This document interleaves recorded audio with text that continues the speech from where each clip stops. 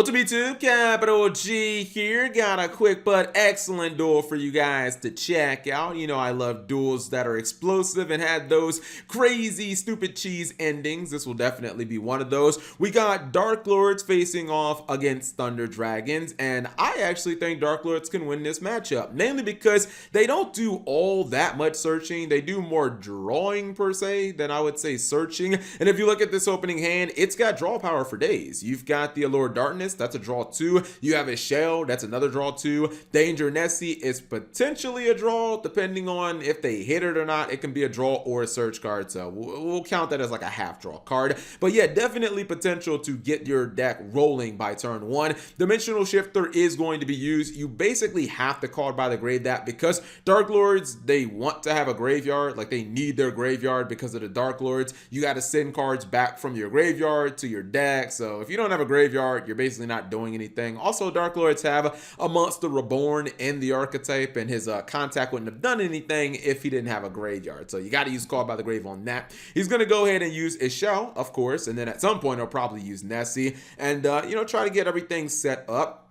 Actually, no, he just ended up banishing the Nessie. I don't know if I would have did that, but he still ends with 2 monsters on board, so it's not the worst thing that could happen. His opponent is going to go for Titan, and this might be the worst thing that can happen. Realizing that Colossus ain't going to get the job done, he goes into Titan. Now he's going to start popping those monsters, using the original Thunder Dragon and the Matrix. Bye-bye Dark Lords. And he uses Allure Darkness, fair enough. Banishes the Aloof Lapine, and then gets some massive damage through. Keep in mind that the Dark Lord player did pay 1,000 life points, if I'm not mistaken, earlier in the turn. We'll see if he can rebound using his Shell. He uses Reasoning, which, I mean, he's playing Dangers, so at this point, he could, when the Dark Lord deck uses Reasoning, they're liable to pull anything out of their damn deck, because they have 10s, they have 7s, I think there might be, yeah, there's 8s in the deck. Like, you really are going to be hard-pressed to call Reasoning right, especially with you knowing that he plays the danger monsters as well, because you saw Nessie. So yeah, I really don't think that you could have went wrong. I guess I would have called 10 maybe.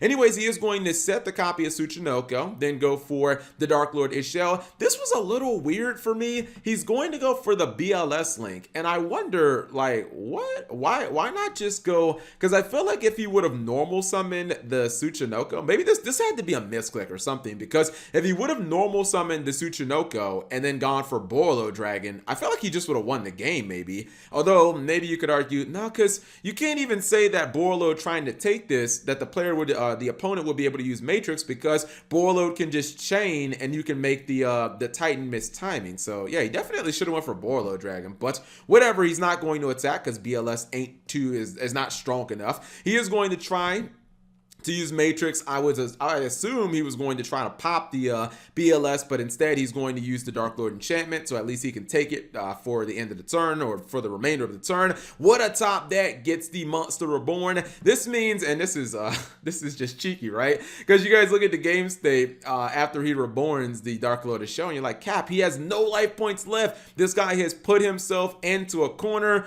But would you be surprised to know that he's sneaky like a fox? Maybe this is the 200 IQ play, because guess what level this just happens to be? Yeah, the Titan is a level 10, just like a Shell. He's going to use the enchantment from the graveyard. Then he's going to rank up, or he's going to exceed summon that number 35. And this is the one where you gain attack points equivalent to the difference in life points between you and your opponent. Since there is a huge gap of 7,700, yeah, every monster you have face up on the field is going to go through the roof at this point. He can one-shot him with the BLS. Hell, even the Ravenous Tarantula could have almost one-shot him. But I do question why was the Tsuchinoko set? Was he concerned about his life points being so low? That's the only thing I can think of, is he was like, well, my life points are low. If this gets attacked over, I'm gonna lose. But at that point, like, why even, I don't know, why even like put it on the field? I feel like he just should have went for Borlo Dragon, but it ended up working out for him because he was lucky enough to top deck the Dark Lord Contact. If he would have top decked something different like the Rhoda, he probably, like, almost certainly would have lost this duel, because the BLS really wasn't doing anything to that Titan. He probably would have got mopped, but you know, them be the breaks in Yu-Gi-Oh. Anyways, hopefully you guys enjoyed that short duel. If you did, give the video a thumbs up. Thank you guys for watching. As always, subscribe if you have not already, and turn on that notification bell for daily videos.